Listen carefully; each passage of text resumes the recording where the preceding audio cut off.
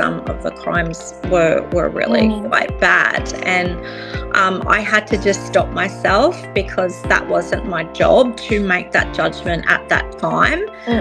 They were there for a reason and they're serving their time, but you would hope when they go on the outside they're going to change their behaviour. And so I think education is such an important role in that. Have you ever felt surrounded by people but still feel disconnected? Like you're doing your life, but something just feels missing. In today's world, we're more connected than ever online, but so many women are feeling more isolated, overwhelmed, and disconnected than ever before. Today, I'm joined by Julie Vigor, an educator, speaker, and founder of the Future is Human movement. And in this conversation, we explore why human connection is something we are slowly losing, and how the smallest action can completely change someone's life. So if you're feeling tired, disconnected, or just craving something more real, this conversation is for you. Hey Julie, good morning. How are you doing today? Good morning. Great, thank you. Yes, I'm so excited to have Julie with us today. I know Julie through a lot of Zoom call, and we did see each other on the Zoom, but today I'm so excited to have this conversation with you, Julie. Thank you so much for having me. Yeah, Julie, where are you tuning in from again? Are you from Brisbane? Yes, so I've just moved to Brisbane. I was born in Townsville. So, yeah, I lived basically all my life up in North Queensland, and I decided to make the move to Brisbane a few weeks ago. Amazing. Yeah, I did stalk on Julie's Facebook. She is amazing. She do a lot of amazing things as well. So before we dive deep into what Julie is doing, so I know that Julie is an educator. She is a speaker, and she's a founder of the Future is Human movement. And of course, she is a beautiful mom of 3 children.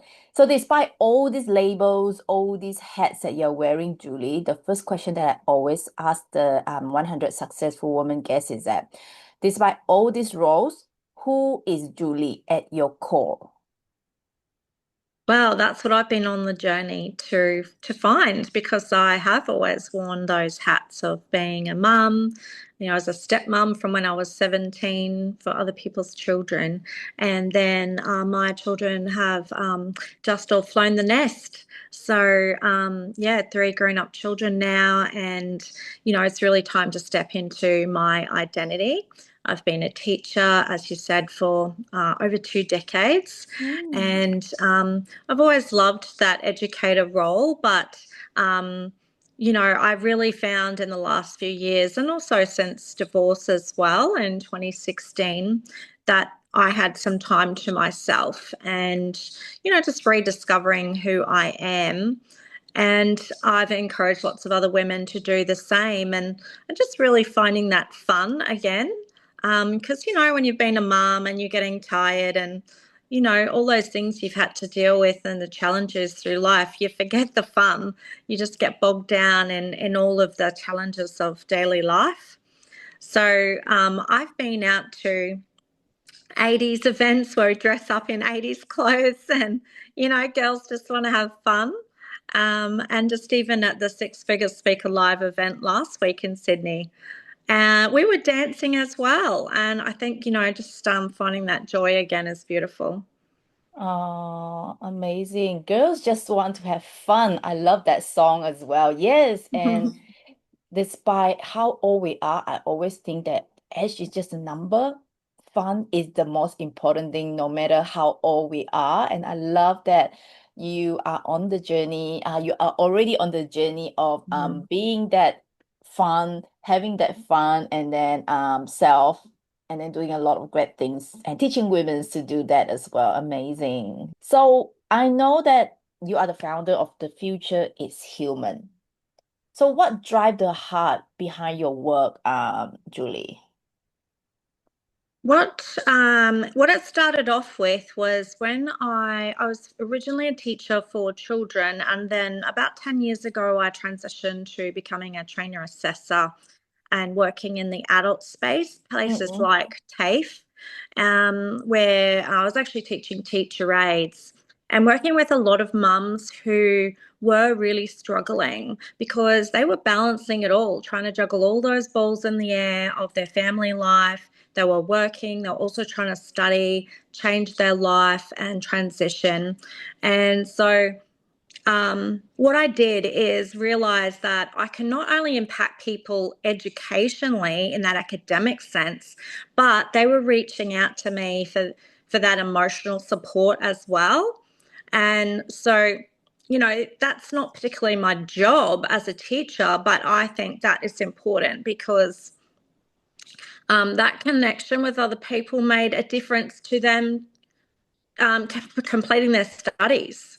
So even, for example, in 2020 when we had COVID and we actually had to then go online because I was a teacher face to face, but I'd already established the rapport with them. So then I was understanding of the challenges they were facing with trying to homeschool their children and trying to balance everything. So those connections helped those women finish their course and then become the teacher aide that they wanted to, which was going to, fit in with their children's hours at school. So that's where it all started, and that's where I wanted to become a coach, through that connection.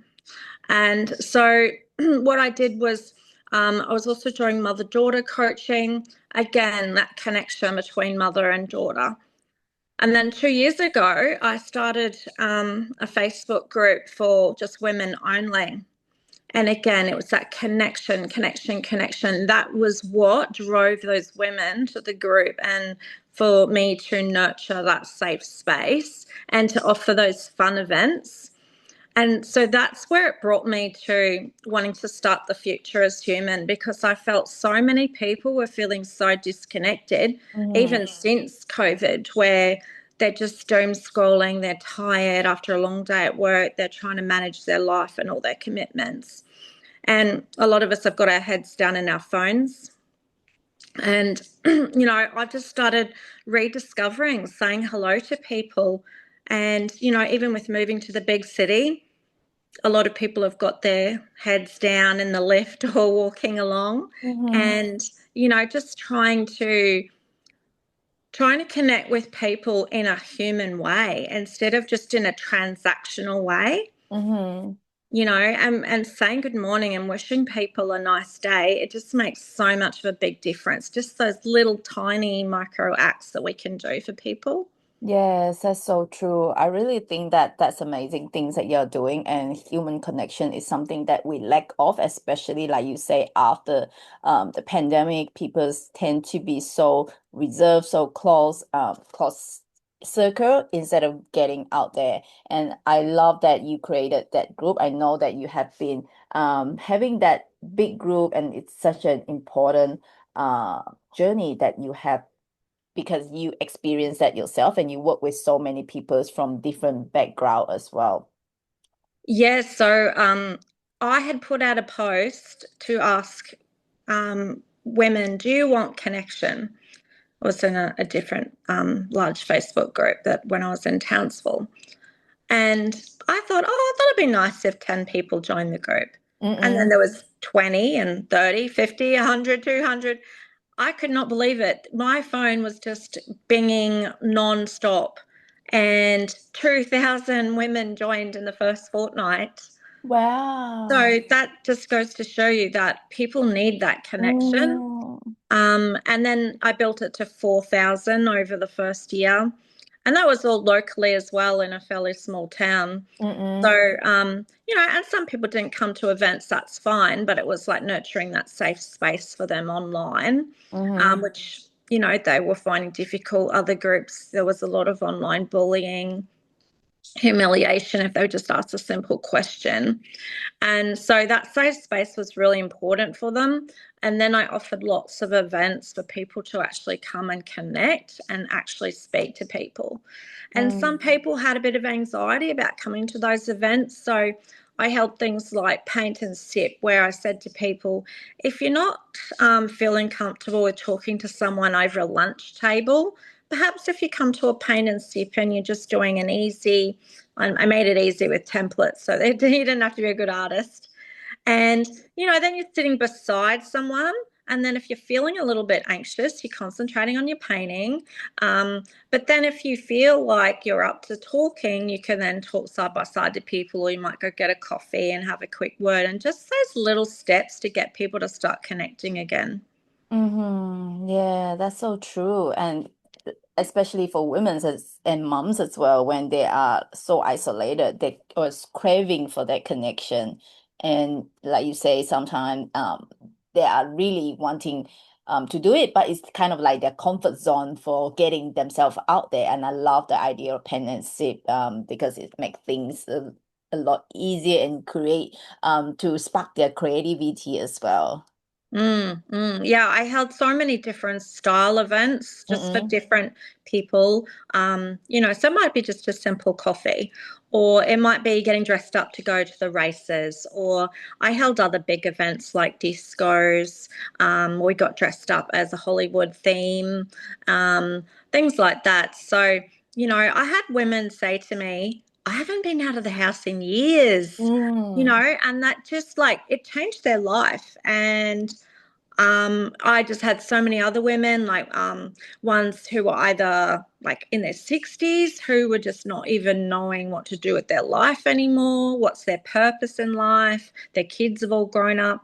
And then there were other ones with young children who were also struggling. And, there was ones that had children with special needs, and they hadn't been out of the house for a long time as well. So that connection made a big difference.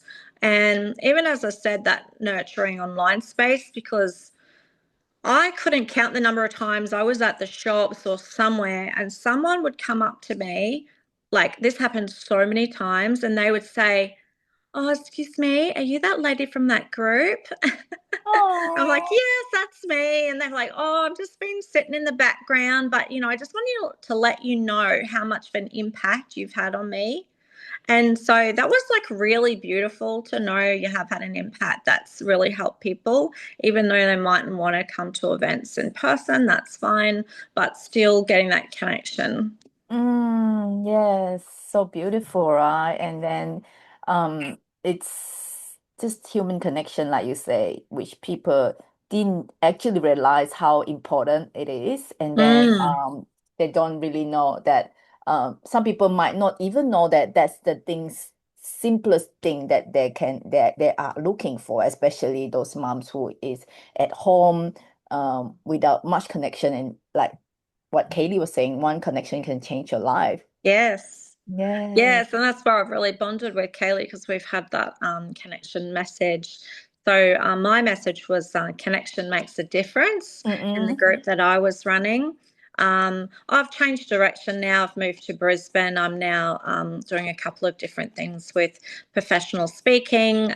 So wanting to get into workplaces and change that tone in the workplace to have a little bit more connection, because we're all getting there and we're stressed trying to get our work done. But just those few moments of connection with our colleagues can make such a big difference to our day. And then the other thing that I'm doing is helping coaches build their online groups as well.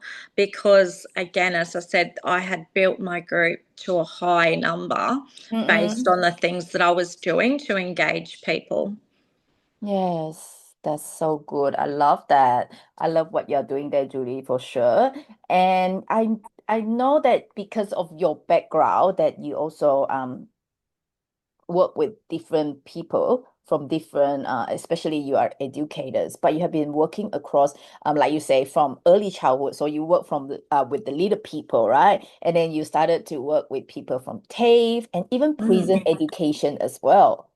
So Yes, and yes. it was amazing walking inside a prison. Like it was just the weirdest feeling that I never thought I would work in a prison. Uh-huh. Um, but things happen in life, and unfortunately, my mother had passed away, and that had made such a big impact on me. And so I was not wanting to do the other style of teaching anymore, because it can be quite draining, because I Mm-mm. try to put 150% into it. So I decided to take an admin job in the prison, because I thought I just want to just step back a little bit. But then I ended up a few weeks later taking the education officer role in the prison. And again, I could not believe how much of a difference it made for me to say good morning to prisoners walking along the catwalks, they call them, the concrete pathways throughout the prison. Because, you know, yes, I was feeling overwhelmed when I first walked in there, but I had to put behind me the actual crime that they had committed, because my role was to advocate for education, to try to change their lives. So when they do get on the outside, that they've got the skills to change their life. So literacy and numeracy and things like getting your white card if they want to work in construction. So being able to build those relationships with people like that made a big difference in their life, that they weren't treated in a different way. They were just treated in a human way. And I'm about helping you get a better life for you when you get out. Yes, so true. Everyone deserves a second chance, right? Yeah, and I did find it quite challenging at the start, because obviously some of the crimes were really quite bad, and I had to just stop myself, because that wasn't my job to make that judgment at that time. They were there for a reason and they're serving their time, but you would hope when they go on the outside they're going to change their behaviour. And so I think education is such an important role in that. Yeah, definitely challenging to be in that situation, but it's so true that they are there to serve their time. It's not us to judge, right? And that's amazing work that you're doing.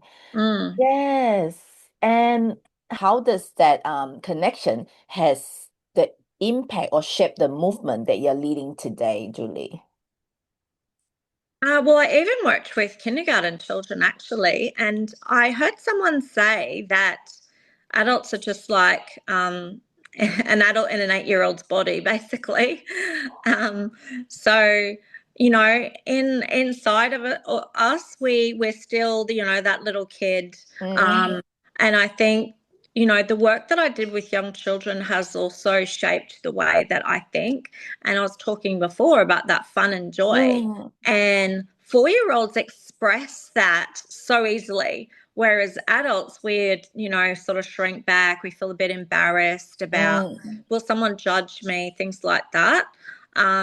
And so some of the speeches that I'm going to be delivering is actually entitled Lessons from the Sandpit to the Boardroom, because I want to think, okay, well, how did a 4-year-old operate in a kindergarten?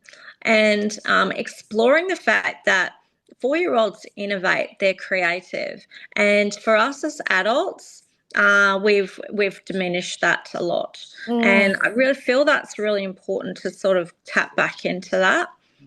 Yeah, so true, right? And so easy for like kids to be playful, and as an adult we overthink and we so much focus on what people think of us.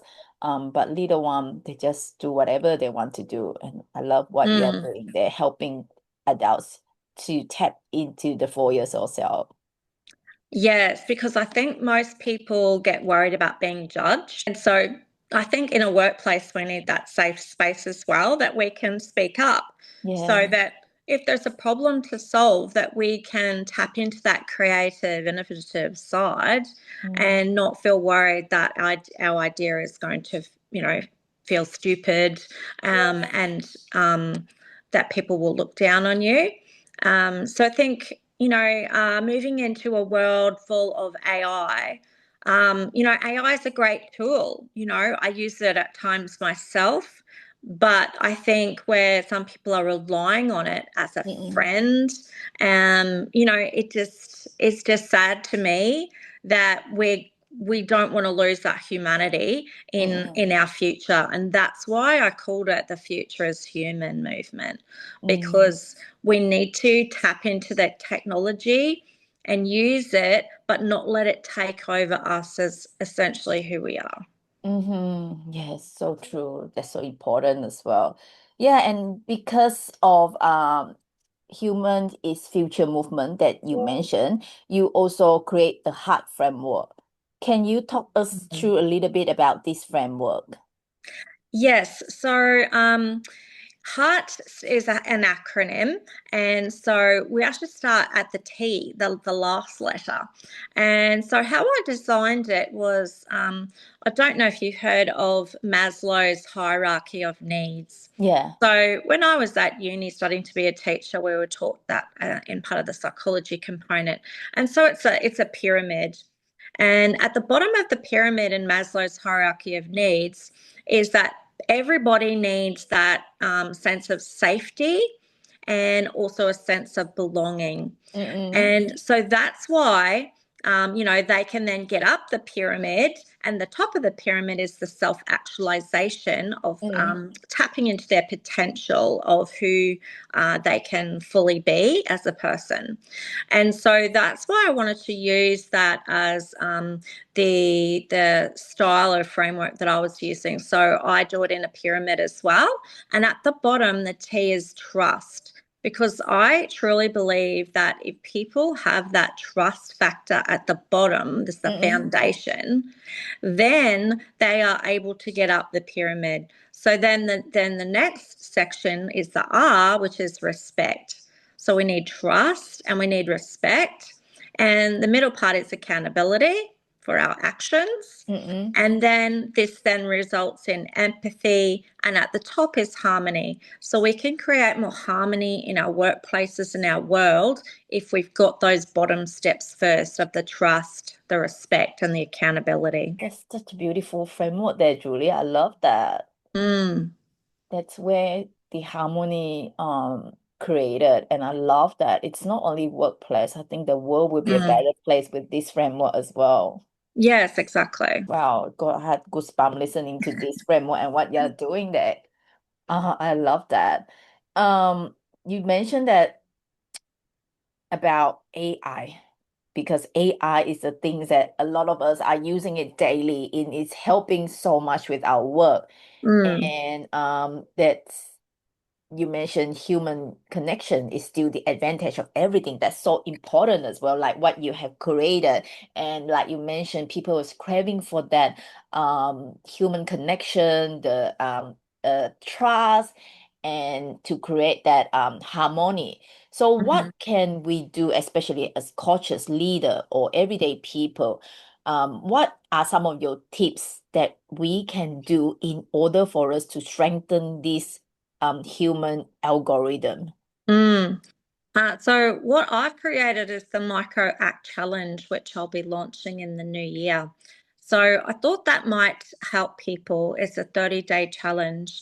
And so it's changing our workplaces and our world one micro act at a time. Because we live in a world that is so full, it's so busy. Everyone always says, when you say to someone, "How are you?" they say, "Oh, I'm busy," or "I'm exhausted."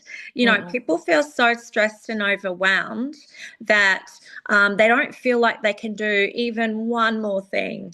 But that's why I called it a micro act, because we can all do the small things for each other. And so I've created actual physical cards as well as an online version as well. So, online communities can do it as well, where they're doing small acts for each other, that we all have time to do something for 30 seconds or 5 seconds or whatever it is. We've all got time for that.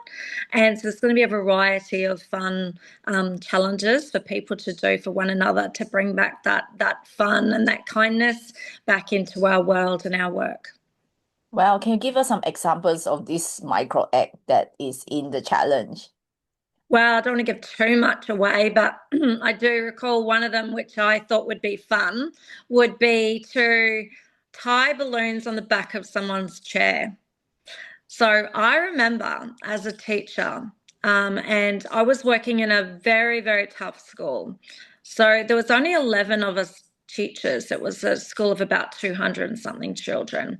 There was a lot of Indigenous children, a lot of children from low economic backgrounds.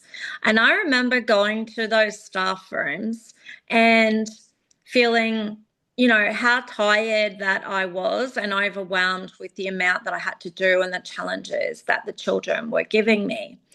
But the, the staff that I had, even there was only 11 of us, but everybody created that safe space and that fun space. And, even like for birthdays, people would do tie balloons and make it you feel special. And so, that's what gave me the idea that, if we start to do those little tiny things for each other, that it just brings about back a bit of fun and laughter into our workplaces, which, most people are not doing. They're going to work feeling, oh, the drudgery of doing that, So I think those silly little things sometimes can be the best. Oh, wow. That's so cool. I love that. Wow. I got excited just listening to that as well, Julie. I can't wait to hear more about that. Yeah. So for those of you who are listening, if you're interested to know more about this micro egg challenge, and I love that it is easy to do and then fun as well. So where Yes. can people find you online to find out more about that challenge and the things that you're doing, Julie? Yeah, so I'm on social media. So you can find me on Facebook under Julie Vigor, and also at my business page, which is Connect and Rise on Mm-mm. Facebook, and also on Instagram and LinkedIn as well. Amazing. I'll include I'll those also be links. creating a website, but it's not quite finished yet. Okay, yeah, I will Yeah. include all these links in the description later and make sure you connect with Julie and join that challenge, which sounds so fun, especially to begin 2026 in fun and then with more connection of the year as well. Thank you so much, Julie, for sharing all this. And of course, with the amazing work they are doing, that's so important, especially like you say, AI, it's a lot of things that people's involving in, but human connection is more important and for the future as well, like you say. Yes, thank you so much, Julie. And You're very welcome. finally, what is the one piece of advice that you can give to other women out there? I think we all need to just encourage each other, because I just find if you just take that time to, what is it, straighten someone's crown. I think I saw a meme once. I really like that Mm-mm. because we're human. We're not perfect, and I think rather than bring each other down, but to like just pull each other up. Yes, yes, that's so true.